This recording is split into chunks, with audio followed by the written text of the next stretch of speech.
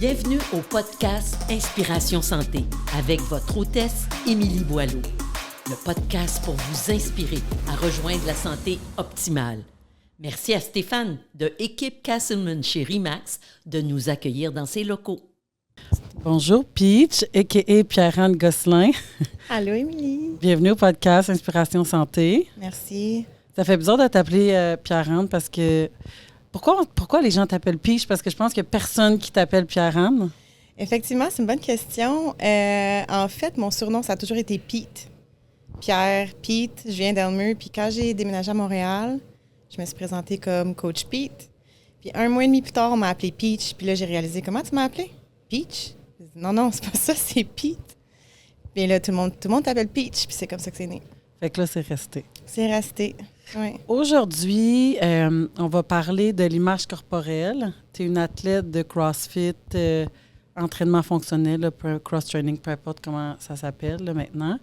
Ça fait longtemps. Tu es une des premières à Gatineau qu'on pourrait dire qui a pratiqué ce sport de façon comme plus intensive. Ça fait longtemps qu'on s'en parlait, moi puis toi, comme on devrait faire un podcast sur comment un athlète peut se sentir par rapport à son corps versus toutes les performances. Ouais. Je pense que tu pourrais nous expliquer peut-être un peu ton parcours en termes d'athlète, comment tu as commencé, qu'est-ce que tu fais? Absolument. Dans le fond, moi, j'ai vraiment commencé ce sport-là pour me remettre en forme. J'avais aucune idée c'était quoi du CrossFit. Puis honnêtement, si j'avais su c'était quoi, je suis pas sûre que j'aurais embarqué. Première fois qu'on m'a donné une barre d'haltérophilie dans mes cours de fondation, je me souviens de ma coach Ashley Charlebois. Au moment, j'ai dit non, je touche pas à ça. Puis elle m'a dit oui, t'as pas le choix. Fait que j'ai fait les cours de fondation, puis j'ai vraiment accroché. Je dirais au bout de 3 mois, j'ai commencé à y aller 5 fois semaine. Puis en 2018, je me suis fait repêcher par Caroline Reason-Thibault à Montréal au Atlas Games, une compétition là-bas. Puis c'est là que j'ai commencé vraiment à plus m'entraîner sérieusement là, avec Caroline. Puis c'est ça, j'ai fait plusieurs compétitions. Je me suis classée pour les Atlas en élite en 2020. Ensuite, j'ai été au Wodapalooza aussi en équipe en 2020. J'ai fait les Open. On voyait mon leaderboard là, au niveau du Québec, au niveau du Canada. J'étais dans les top. Mon meilleur score, dans le fond, c'était 80 cucs au Canada. 21e au Québec. Puis, c'est pas mal ça. Après ça, il y a eu la pandémie. Puis, ça a affecté beaucoup d'athlètes, je te dirais. J'ai toujours continué à m'entraîner, mais disons que le focus était mis ailleurs. Mais reste que la performance reste toujours là parce que je m'entraîne avec parmi des meilleurs de la région, des meilleurs au Québec. Fait que la performance est là quand même. Même si on essaie de lâcher prise, c'est difficile. Fait que c'est comme dans toi. Oui. Ouais. Ouais. Combien d'heures d'entraînement tu fais par semaine? 10 heures. OK. Ouais. Fait que c'est quoi? C'est-tu 2 heures par 2 session? heures par session. 5 fois semaine. Oui. Est-ce que ça a déjà été plus dans le passé, si tu retournes comme Ouais. en 2018-2019, quand tu étais au pic de ta performance? Oui, j'ai eu des temps où je faisais des 2 séances par semaine. Fait que avant-midi, après-midi, 3 fois semaine. Je faisais 3 fois semaine, 2 séances, puis les 2 autres, je faisais une séance régulière. Le CrossFit, on s'entend quand on regarde, puis ici, je généralise, puis on regarde les types physiques. C'est des types qui sont... Là, on parle chez l'élite, là, pas si tu fais comme une classe 45 minutes par jour, mais vraiment, les athlètes élites, ils ont quand même une carrure. Mm-hmm. Si on regarde les femmes, exemple, qui ont fait les CrossFit Games, ça vient vraiment avec des gros abdos, des gros trapèzes, des grosses fesses. Toi, c'est quelque chose, je le sais, on en parle souvent, qui t'a affecté au niveau de peut-être soit les préjugés que les gens ont, les stéréotypes aussi, c'est quoi la féminité, puis des gens qui se permettent gratuitement de dire qu'est-ce qu'ils pensent de ton physique, puis qui te posent des questions. Comment, étant une femme féminine, comment tu vis avec ça? C'est une bonne question. En fait, tu sais, j'ai toujours été super féminine. Puis quand que j'ai vu les changements au niveau de mon corps, j'ai jamais pensé autrement. Je te dirais que c'est plus les dernières années, quand on sort de la performance puis on devient un petit peu plus dans le monde de la vie de tous les jours, c'est là que ça m'a plus frappé. Tu sais, quand tu es habitué de pousser puis tu as un but en tête, tu vois pas le reste. Tu sais, moi, je voulais juste performer puis être meilleure puis m'améliorer dans mes skills, dans ma force. Puis quand je suis devenue célibataire, puis que j'ai sorti de la performance, c'est là que je me suis rendu compte que j'ai regardé mon corps, puis je me suis dit, OK, finalement, tu sais, quand tu es tout le temps dans ce milieu-là, tu ne réalises pas nécessairement. J'ai commencé... C'est dur à expliquer dans le sens que quand tu es focus, tu vois seulement ton objectif. Puis, je pense qu'il y a un impact, puis il y a justement des conversations à avoir par rapport à comment que ça peut être difficile quand que tu sors de ça, puis que tu réalises comme, bon, mais j'ai travaillé tellement fort, tellement d'années pourquoi, dans le fond? Tu sais, oui, je fais partie des meilleurs comme de la région, tout ça, mais tu sais aussi, quand on fait un sport comme ça, on n'a pas nécessairement de récompense à la suite. Je suis pas la meilleure, donc je suis pas sur les podiums. Je me classe, OK, je participe, OK, mais je reçois rien au bout de la ligne, tu sais. Fait que c'est vraiment les dernières années que je me suis dit plus... Qu'est-ce que j'ai fait, dans le fond? Tu sais, comme là, je me ramasse à avoir la shape que j'ai, puis j'ai travaillé tellement fort à l'avoir, puis finalement, pour me faire dire comme des commentaires comme « t'es musclé comme un homme » ou « tu te trouves pas trop musclé »,« ah, je te trouve super, mais tu sais, moi, jamais je serais comme ça, tu sais, ça serait pas pour moi. » Puis on dirait que ça t'enlève un petit peu... Tu regardes en arrière, puis tu te dis « j'ai travaillé tellement fort, puis pourquoi, dans le fond? » Je te dirais que c'est plus ça qui m'a frappée.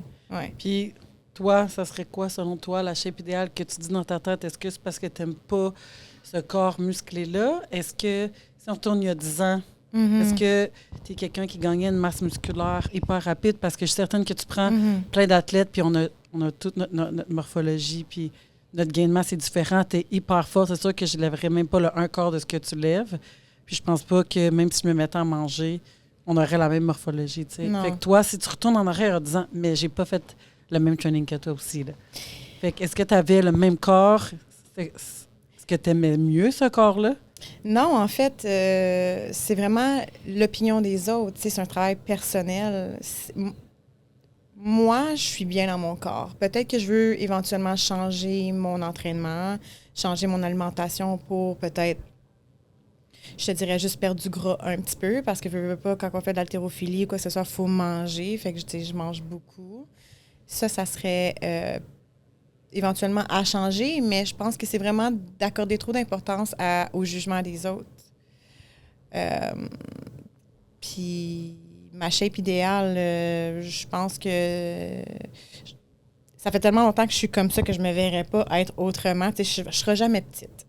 Je serai jamais petite. Comme tu parles de morphologie, c'est la mienne. Tu sais, j'ai toujours eu des bonnes épaules, des bons bras. Ma mère est comme ça, elle jouait au tennis, puis était musclée du haut du corps là, à rien faire. Fait que, mais c'est ça. Je pense que je perdrais un petit peu de gras. Je pense que dans le processus, tu perds aussi un petit peu de masse musculaire. Fait que ça serait de perdre un petit peu de masse. Mais, tu sais, c'est ça. Je pense que d'être un petit peu... Tu sais, de changer mon entraînement, de lever moins lourd, de perdre du gras, ça me permettrait peut-être de perdre pourcentage de gras, là. Puis, si on parle de nourriture, tu as dit, comme avec l'haltérophilie, on mange beaucoup. C'est sûr qu'avoir une masse musculaire au niveau de l'appétit, ça augmente quand même l'appétit. On sait que c'est comme énergivore, c'est de l'entretien, il faut toujours manger. Est-ce que tu as une rigueur par rapport à ta nutrition? J'imagine que pour maintenir cette masse musculaire-là, tu es passé 35 ans. Je le dis tout. 36. 36. T'as quand même une bonne masse musculaire, puis on s'entend qu'en vieillissant, c'est un cadeau de pouvoir avoir une masse musculaire comme ça. Ouais. Fait que je me dis, tu fais des efforts. C'est sûr qu'au niveau de ta nutrition, je suis certaine que tu as comme une éthique par rapport à ça. Oui, je mange à chaque 2 heures, 2 heures et demie. Ça, c'est inné en moi. Au début, là, quand Caroline elle a commencé à m'entraîner, là, je me forçais à manger. Je me souviens, là, je mangeais quasiment pas de glucides. Puis maintenant, mon estomac, il est habitué, tu sais. Fait que je déjeune, je mange pas mal la même chose. J'aime manger la même chose pendant une couple de semaines. Comme ça, je connais mes quantités, mes macros. Puis après ça, je vais peut-être changer. Mais je mange à chaque 2 heures, 2h30. Mes protéines sont pesées, mes glucides sont pesés, mes gras aussi. Puis, je te dirais que autant que c'est bon de le faire, mais autant que ça fait tellement d'années que je le fais, que j'ai de la misère à me sortir de ça. Tu sais, exemple, une journée en famille, je veux quand même essayer de m'assurer de manger assez de protéines. C'est toujours dans ma tête quand même, tu sais. Tu pèses ta nourriture? Oui. Je suis moins pire qu'avant parce qu'avant, je la rentrais dans une application que je savais mes macros à tous les jours. Là, j'entre plus ma journée. J'aimerais, par contre, le refaire temporairement parce que là, je me suis classée pour les championnats canadiens. Il faudrait que je me prépare mieux parce que j'ai fait ça un petit peu les yeux fermés, mais je pèse mes quantités. Ouais. En termes de calories, ça a l'air de quoi une journée typique? 2400 calories, 2600 calories. OK, c'est quand même... Quand même beaucoup. C'est quand même bon. Puis, mettons que tu couperais, est-ce que tu penses que... mettons qu'on dit au diable la force, là, fait que... J'aimerais ça essayer, oui. J'aimerais ça essayer de couper, voir si ça va impacter mon entraînement. Comment? Est-ce que je vais vraiment perdre la force? Est-ce que je vais vraiment perdre l'énergie? Je vais-tu vraiment perdre l'endurance? Comme genre moins de jus? C'est à tester. Parce que 2006, c'est sûr que tu es en surplus, là. J'imagine Ouais. si tu t'entraînes pas toujours 2 heures par jour. Non. Fait Non. que... En tout cas, ça dépend des objectifs, mais je le sais que dans ce monde-là, il n'y aurait pas comme une pression, justement, là, par rapport à la force, par rapport aux performances, puis comment tu t'alimentes. Je sais pas. Oui, moi. absolument. Puis ça te joue dans la tête. Je pense que c'est vraiment aussi dans ma tête où ce que je vais pas avoir mangé assez. Bien là, je vais me dire, j'aurai pas la force. Tu sais, je regarde ma barre à 155 livres de snatch, là, ben, je serai pas capable de lever mon snatch. Tu sais, fait que je pense que c'est aussi une pression, oui, mentale que... c'est ça. Faut que je mange pour avoir assez d'énergie. Puis je pense qu'il est là peut-être un petit peu mon souci à moi, là. Puis dans le monde du CrossFit Elite, est-ce que c'est commun que tout le monde pèse leur nourriture? Oui, mais beaucoup moins maintenant. Je te dirais qu'il y a un mouvement maintenant où ce que les gens disent qu'ils ne pèsent pas puis ils ne calculent plus leurs trucs. J'ai des amis à moi qui sont de très haute performance, qui ne calculent pas leur nourriture, ce qui me motive aussi puis qui m'inspire à ne pas le faire. Mais entre toi puis moi, on s'entend qu'ils les ont calculés pendant longtemps, fait qu'il reste qu'ils les calculent quand même à l'œil, tu sais, ou approximativement. On connaît nos quantités. T'sais, moi, je suis capable de mettre ma viande, puis la peser après, puis être comme, genre 2 grammes de moins, tu sais, je suis capable. Ouais. Parce que ça devient quasiment anxiogène, là, comme tu dis, d'avoir à tout le temps peser, puis... Oui, ça l'est. Ça l'est, puis on parle de troubles de nutrition, puis autant chez les athlètes que quelqu'un qui veut veut se remettre en forme, ça reste un trouble alimentaire, mais d'un différent niveau.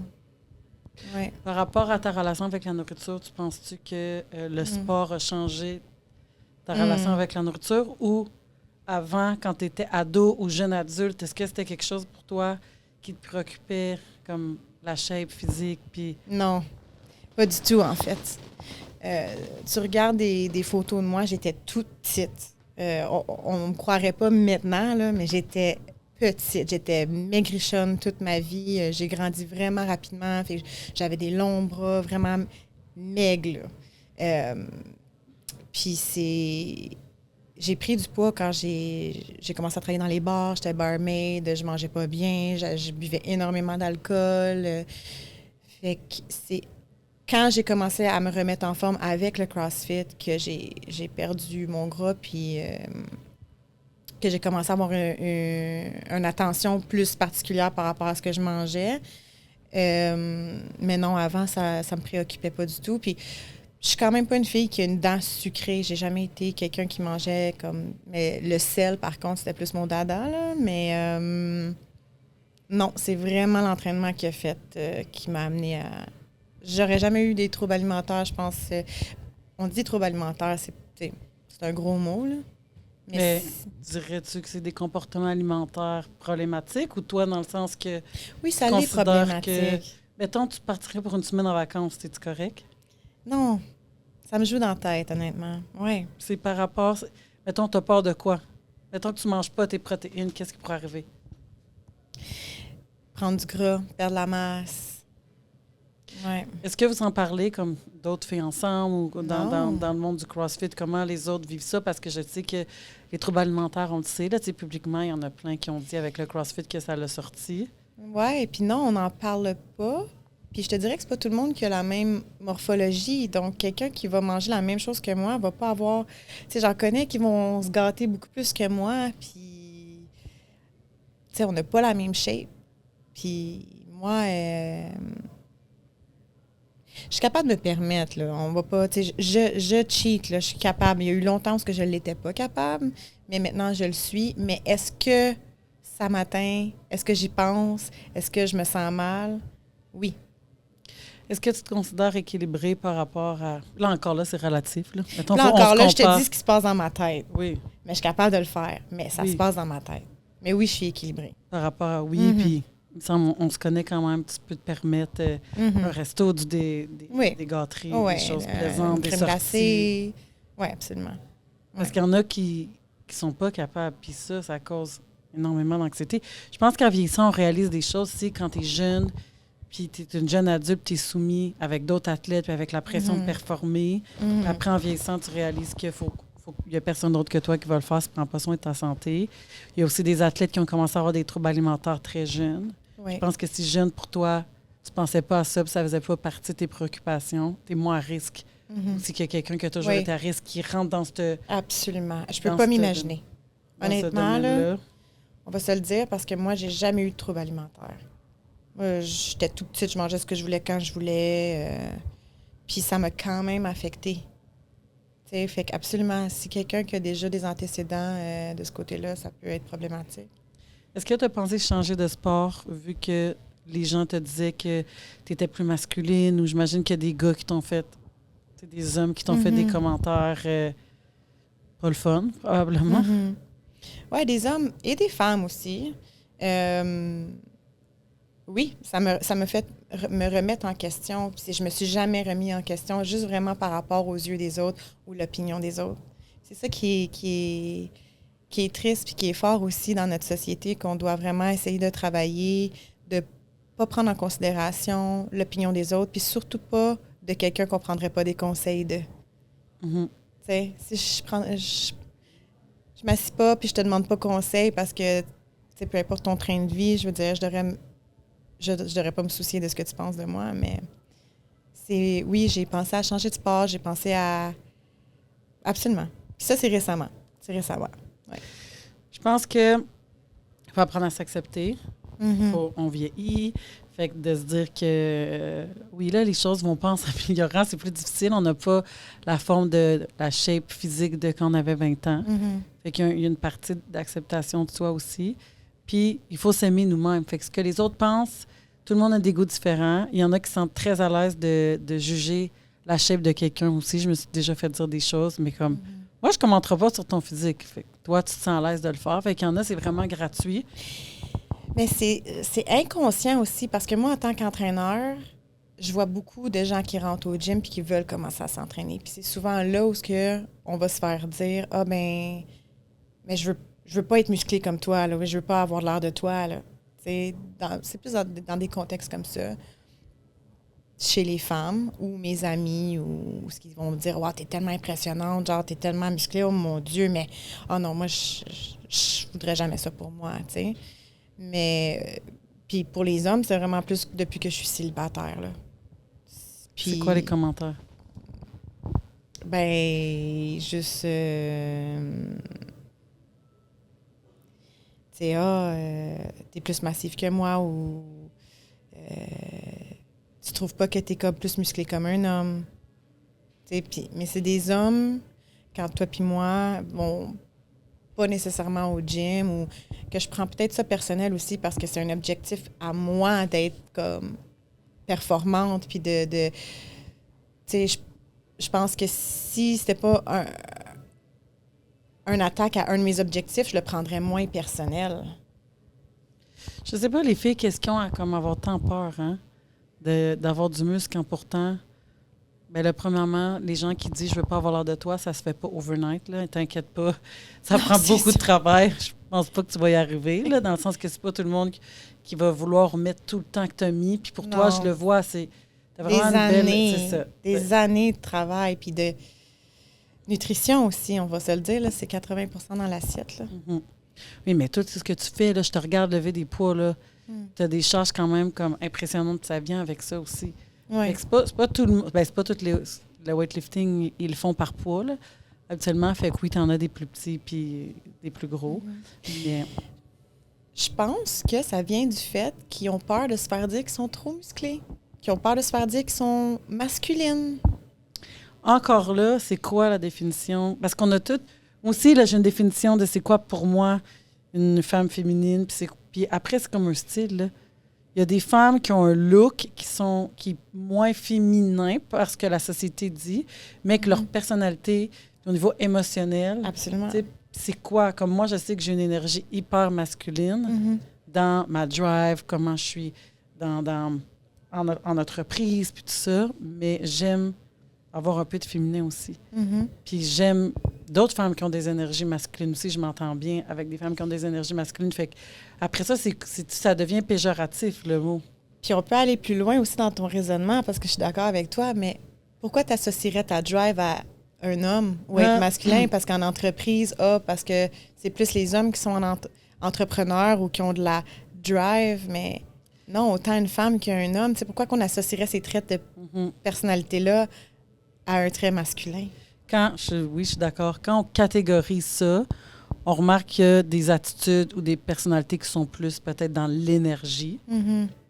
Autant qu'un homme peut être dans une énergie féminin ou masculin. Mais oui, tu as raison. Mais ça reste qu'un homme, une femme, c'est différent. Oui. On pense différemment, nos hormones sont régulées différemment. Tu sais, la façon qu'on communique, c'est différent. Oui. Fait que moi, je pense que c'est correct de le dire. Mais oui, c'est sûr qu'on peut catégoriser, mais encore là, c'est la même chose pour le physique. Ça devient « Oh my God, t'es masculine ». Il y a des hommes qui peuvent aimer ça aussi. Fait que je pense qu'on veut plaire.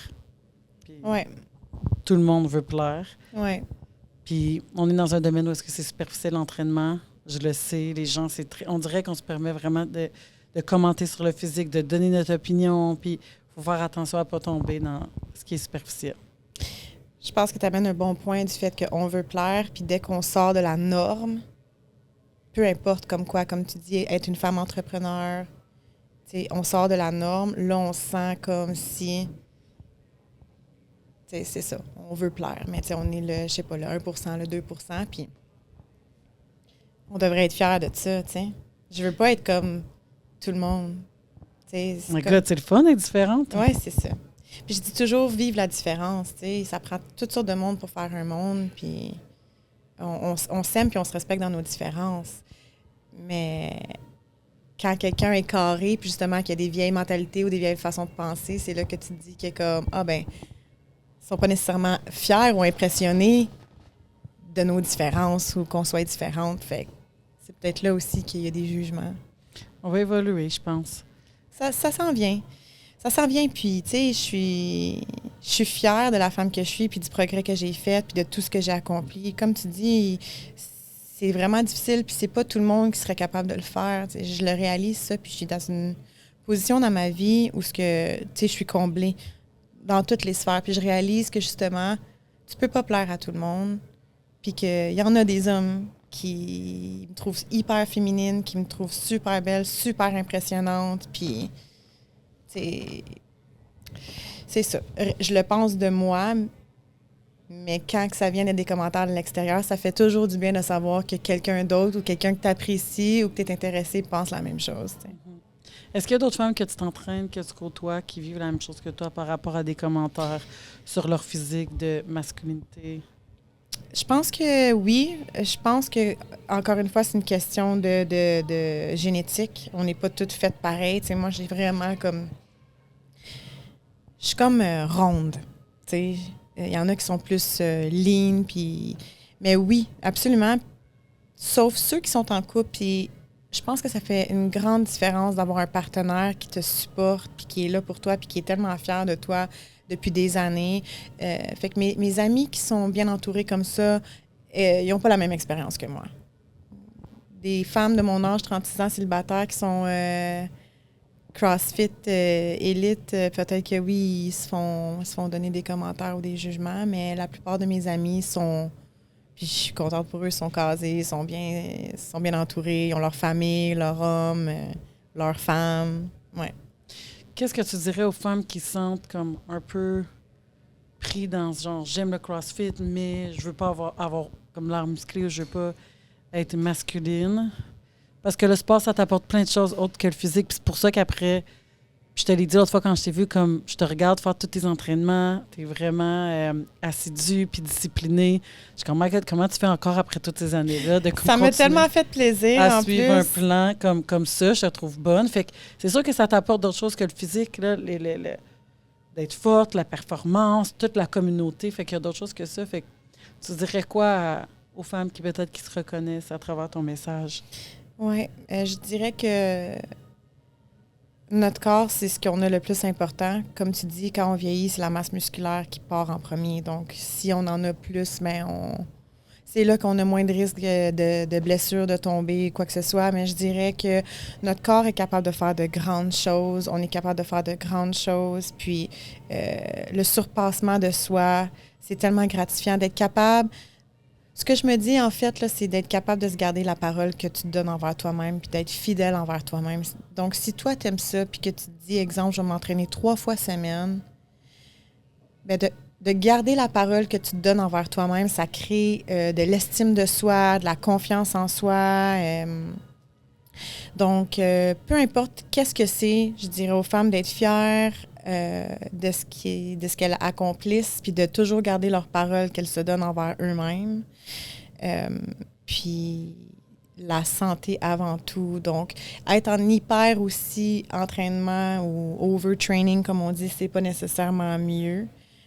Mais je dirais de toujours, c'est difficile, mais de toujours essayer de mettre de côté ce que les autres pensent de toi, puis de toujours faire do you. You do you. Puis accomplis ce que tu veux accomplir. Puis garde la parole que tu te donnes envers toi-même, puis tu vas être fier de toi. Okay, merci. C'est important, mais c'est un travail en continu. Oui, absolument, absolument. Il faut continuer à travailler chaque jour sur ça. Puis c'est difficile là, je pense qu'on apprend, là, mais de laisser faire ce que les autres pensent. Mm-hmm. Puis il y a des hauts, puis il y a des bas. Et je me sens pas toujours pareil. Présentement, en ce moment, je me sens mieux. Est-ce que c'est parce que j'ai réussi à me classer, puis que je me suis dit, bon, finalement, I still got it? Puis ça m'a donné un petit boost, puis j'ai trouvé des gens comme, qui me supportent, puis qui sont fiers de moi, puis on dirait que ça me redonne une petite estime de moi. Oui, je l'ai de l'intérieur, mais ça fait du bien que ça vienne de l'extérieur aussi. Puis le sport, ça t'apporte une communauté, des amis incroyables. Tu sais, juste ici, avec l'équipe, on est soudés, puis on s'aide, puis de t'entourer des gens qui veulent la même chose que toi, puis comment dire, un train de vie sain, là. Tu sais, la santé globale. Bien, quand tu as des gens autour de toi qui font la même chose, je pense que c'est comme un powerhouse. Mm-hmm. Puis moi, c'est ce que j'ai le plus précieux. Ouais. Ça serait quoi? Je terminerais avec pourquoi finalement tu es resté dans le CrossFit? Parce que tantôt, tu as dit tu as réfléchi, tu as passé par ça. Tu sais, je te vois des fois, tu as fait de la muscu, tu as fait les courses iRocks. Là, le championnat canadien, c'est entraînement fonctionnel. Oui, c'est ça. Fait que c'est pas CrossFit, là. Là, depuis tantôt, je dis CrossFit, là, mais c'est quoi que je peux dire? C'est Functional Fitness. Functional Fitness. Mais entraînement fonctionnel, c'est une autre fédération. Ça reste la même chose, c'est le même sport. OK. Oui. Fait qu'est-ce qui a fait que tu as décidé de rester? C'est une de mes amies qui m'a dit de faire les qualifs pour le plaisir. Puis là, j'ai 35 ans et plus, donc j'étais master. Je rentrais dans une autre branche d'âge. Je les ai faites pour le plaisir avec ma coach. Fait que je pense que c'est juste le fait que je me suis classée pour les provinciaux. Là, j'ai été aux provinciaux, je me suis classée pour les Canadiens. Fait que je continue, mais je vais pas te mentir qu'après ça, je pense que je vais faire plus un focus sur conditioning, high rocks. Quand on est allé en Toronto ensemble, j'ai vraiment aimé ça. Je veux qu'on aille encore à celle à Toronto au mois d'octobre. Plus cardio, moins de barbell, j'imagine en vieillissant, comme ça devient lourd, là, à snatcher 155 livres au-dessus de ta tête. Oui. Puis, tu sais, je pense pas que c'est nécessairement que je vais perdre ma force, tu sais. Ça se peut que j'ai juste besoin de changement, peut-être essayer de de modifier mon entraînement un petit peu, voir comment je me sens, voir comment mon corps va changer, puis on ira à partir de là, mais ouais. Bien, merci d'avoir partagé tout ça. Je te trouve bonne parce que je sais que c'est des choses qui nous mettent vulnérables quand on parle de notre physique, mais je suis certaine qu'il y a d'autres femmes qui vont se reconnaître. Je sais que toi, tu voulais le partager aussi, ça fait longtemps, puis que ça fait des années que tu es là-dedans, que les gens de l'Outaouais te reconnaissent avec ça, puis je pense que moi, c'est important de le dire. Puis il y a plein de rumeurs, là. Je veux dire, moi aussi, je me suis déjà fait... Les gens, ils connaissent pas, là, quand ils pensent que moi, j'ai déjà fait des stéroïdes. Je me dis... On va prendre ça comme un compliment. Écoute, tu connais vraiment pas ça, mais il y en a qui peuvent dire des choses gratuitement, puis je le sais que ça fait pas du bien. Fait que... C'est parce que la plupart du monde aime faire les choses rapidement puis prendre des raccourcis, puis on va se le dire, il y en a beaucoup qui prennent des suppléments. Donc, ils trouvent ça impensable que quelqu'un peut être en forme comme nous sans rien. Naturellement. Puis beaucoup d'hommes aussi, là. Fait que, non, c'est ça, quand ça fait des années que tu t'entraînes, tu sais. Le secret, c'est la constance, la solidité, puis repeat. Exactement. Tout le temps. Il y en a qui lâchent, bien, on lâche pas. C'est ça qui se passe. 1 an, 2 ans, 3 ans, 10 ans plus tard. Mais bonne chance. Fait que ceux qui veulent te suivre, vous regardez, peux-tu nous donner un peu d'infos, là? C'est quand, les championnats canadiens, c'est où? Oui, c'est à London, Ontario. Je ne sais pas s'il va y avoir un live feed. Je pourrais te donner les informations. Mais London, Ontario, le 26 juillet, donc le 26 et le 27. Mais moi, c'est le 26 juillet. C'est un samedi. Vous pouvez me suivre sur mes réseaux sociaux, Pierre-Anne Gosselin ou Peach Gosselin sur Instagram. Et c'est pas mal ça. Merci, Peach. Puis s'il y en a qui veulent, tu fais les cours ici au Centime Boileau. Oui. Maintenant, qui sont le lundi? Lundi, 5h45, mardi, 4h30 et 5h30. Cool. À Team Boileau. On était une belle gang, venez-vous-en. Merci. Merci, Émilie.